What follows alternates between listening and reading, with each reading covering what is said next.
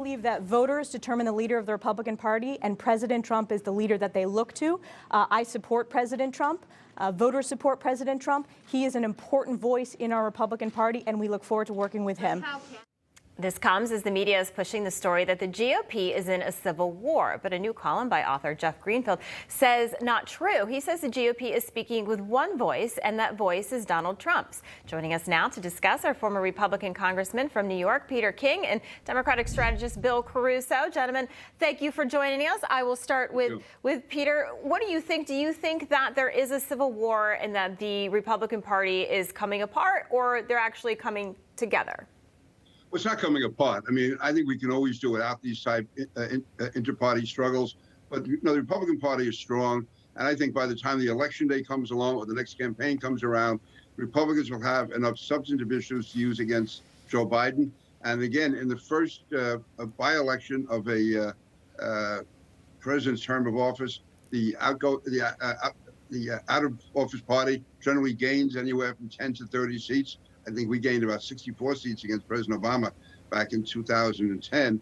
So, no, listen, this is a skirmish. I wish it didn't happen. I actually like Liz Cheney. I like Elise Stefanik. And I think that we should be trying to encourage more outspokenness within the party. But, listen, all parties have their issues. Democrats are going to have their issues with their far left, including some of the remarks we made recently regarding Israel. So, no, listen, you'd rather not have it, but I think it's going to be over and done with by the time the next campaign comes around. Bill, what's your take on it? I think the Republicans are making a mistake by putting all their eggs in the Trump basket. He was handily beat in the last election. Even though he had more votes by number, the dynamics of this election were different. But that's for the Republicans to decide. I think Democrats are in danger, though, of putting too many eggs in the Trump basket. We just can't quit him right now. And to some extent, that's to the Democrats' detriment, because this next election isn't a presidential election. It's the control of the Congress, and that's going to be a referendum on Joe Biden's policies, not looking backward at Donald Trump. So, listen, Peter's right. Both parties are going through and have gone through these challenges, and I'll call them struggles. I don't think they're internecine warfare. I just don't think that Donald Trump is going to be relevant going forward. I think there's going to be other dynamics that are going to be at play that both parties better pay attention to.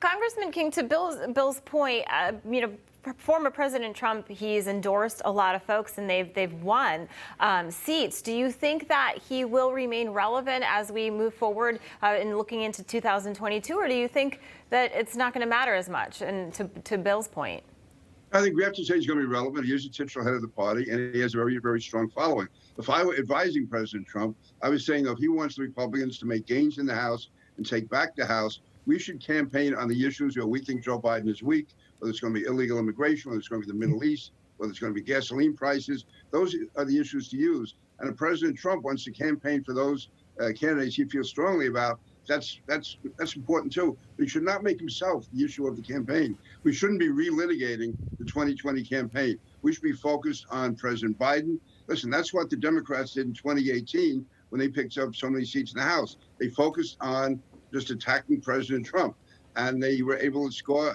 Again, they won many seats that year. I think we can do the same thing in 2022 if we focus on Joe Biden, focus on the Biden administration. And any administration that's in office for 2 years has a lot to defend. That's just the reality of it. If we start relitigating the 2020 campaign, that can't help us at all. Yeah, about 20 seconds, Bill. Can you wrap it up? Yeah, 100% agree there. And again, I'm not interested in helping the GOP win more races, but that's the challenge here. And that is a problem for the GOP side right now. They're stuck mired in this fiction of what happened in 2020. And unfortunately, it's very personal for Trump. So that's the challenge for the GOP right now, is to turn the corner. But Democrats have their own challenges as well. Yeah, because they can't let it die either. They keep having these. They're going to have another committee looking into January 6th. They're just not moving on. Peter King, Bill Caruso, thank you, gentlemen. Thank you. Thank you. Thank you, Bill. Hey, I'm Rob Finnerty. Thanks for watching. If you enjoyed this video, please join the conversation in the comments below. Don't forget to subscribe, too.